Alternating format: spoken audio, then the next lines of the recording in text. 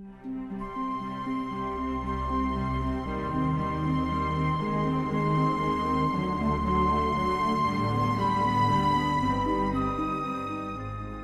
un placer recibir de nuevo en Radio Sefarat a Concha Díaz Berzosa. Bienvenida, Concha. Muchas gracias para vosotros también. Concha Díaz Berzosa es la vicepresidenta de Amical de Mauthausen y otros campos, además de colaboradora de Radio Sefarat, la persona que en el 27 de enero pues pone voz a los republicanos, a las víctimas españolas republicanas del nazismo, unas víctimas a las que rendimos homenaje y conmemoramos el 5 de mayo. Un año más se ha realizado este homenaje que ha convocado a instituciones como la Federación de Comunidades Judías de España, entre ellas, Concha.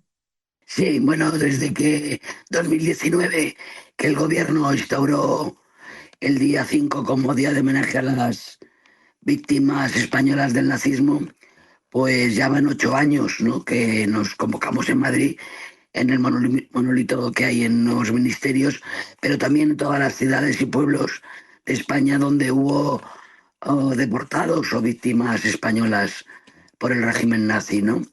Entonces, para nosotros es muy importante que desde las instituciones pues lo organicen y lo celebren, ¿no? Porque yo creo que es un deber cívico el recordar, ¿no? A los españoles y en general a las víctimas, ¿no? A las víctimas de, de- de regímenes totalitarios, que en el caso, por ejemplo, del 27 de enero es el régimen nazi con los víctimas del Holocausto y de otras víctimas, de otros colectivos, y para el 5 concretamente para los españoles que fueron víctimas del nazismo. Y se celebra el día 5 porque fue el día de la liberación del campo de concentración de Mauthausen, ¿no? Que En es el un poco... que, en el que los españoles jugaron un papel muy importante, Concha, como la liberación de París, ¿no? Sí, exactamente, sí. Sí, bueno, primero porque es el último campo que se liberó, ¿no? El último campo de concentración. Así que fue liberado por los aliados, ¿no? Pero también es el campo en el que hubo la mayoría de los españoles, ¿no? Que fueron deportados allí. Desde Francia, evidentemente, ¿no? Todos los deportados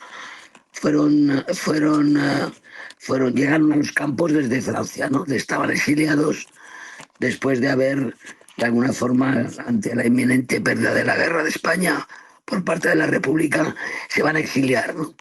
Y ahí van a continuar un poco la lucha contra el mismo enemigo ideológico, ¿no? Que fue el nazismo. Hay una consigna que tuvieron las víctimas del nazismo, los republicanos españoles, pidiendo que no se olvidara, que se les recordara y que esto no sucediera nunca más. Y ese juramento lo seguís manteniendo en Amical de Mauthausen.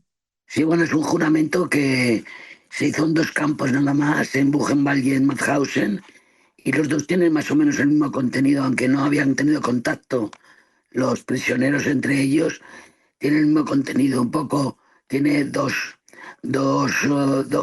objetivos, ¿no? Primero, no olvidar a los compañeros que han sacrificado su vida por las libertades, y luego recordar a la sociedad que eso no puede volver a suceder, ¿no? O sea, decir, que no se puede repetir. Y eso son todos los años, en las conmemoraciones se repite el juramento, se intenta un poco ratificar y tal, ¿no?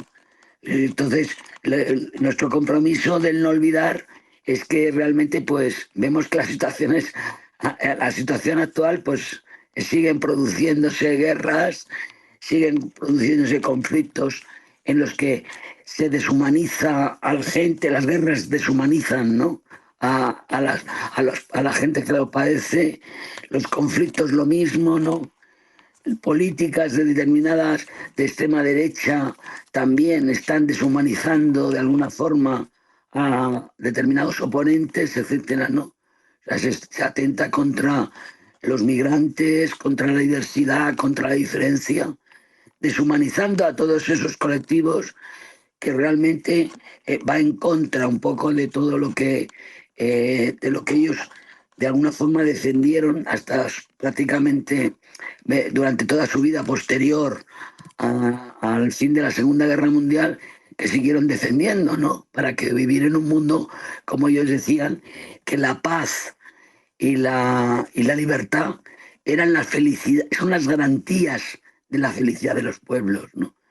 Entonces, esa lucha que estamos continuando, pues vemos que todavía en el mundo siguen produciendo estos fenómenos, ¿no? Además, tú como vicepresidenta de Mical de Mauthausen siempre te has manifestado en contra del antisemitismo, que es otra de esas lacras que nos ¿Mm? afecta ahora en España y en todo el mundo. Sí, vamos, quiero decir que el antisemitismo, el racismo, etcétera, o sea, si todo atentado contra cualquier colectivo por el hecho de ser diferente al colectivo mayoritario o de un determinado país, eso yo creo que es una lucha que debemos de mantener, ¿no? O sea, decir, todos somos seres humanos, todos tenemos derecho a vivir en cualquier territorio.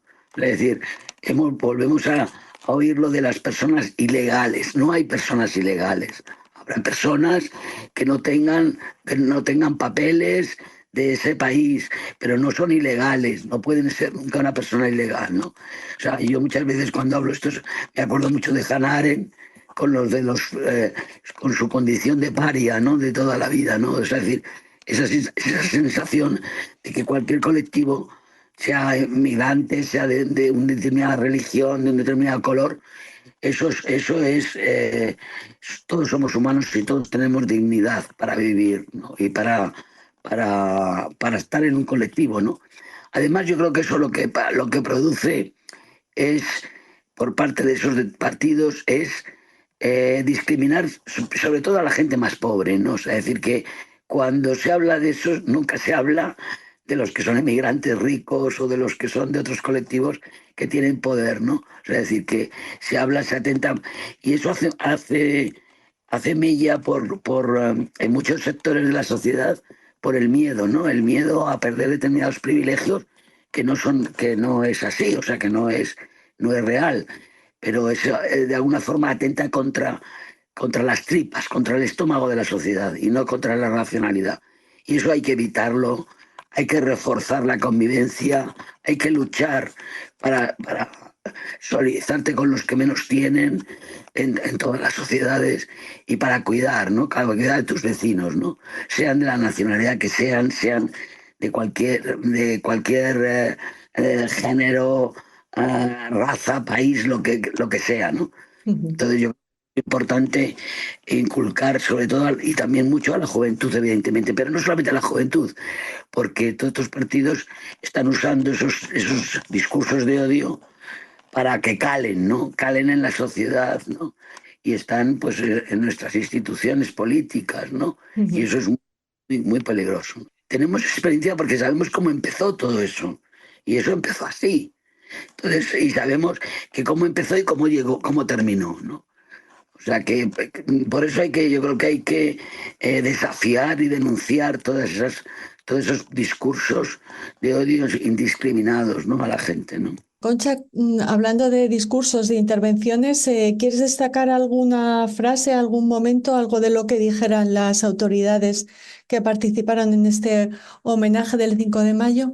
Pues bueno, participa, o sea, esto está convocado por nuestra asociación y por el Ministerio de Política Territorial y Memoria Democrática. Intervino el ministro y el ministro ya lleva, o sea, desde que se hizo cargo de la memoria democrática, la verdad que es un hombre consciente, ¿no? de la memoria, ¿no? Él ha estado en Mauthausen hace 2 años en los actos de liberación.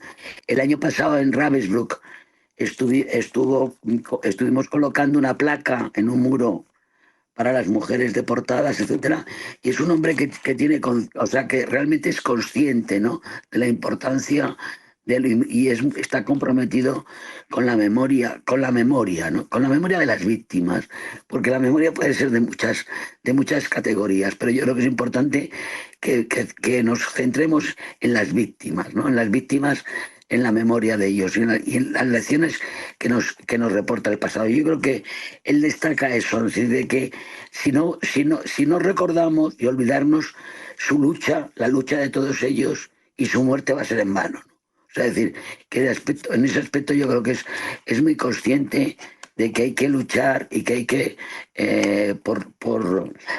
los valores por los que lucharon ellos, ¿no? Por la sociedad, por los valores democráticos que lucharon por una sociedad más democrática, no solamente los que lucharon, sino incluso los que no lucharon, pero sufrieron la persecución, ¿de acuerdo?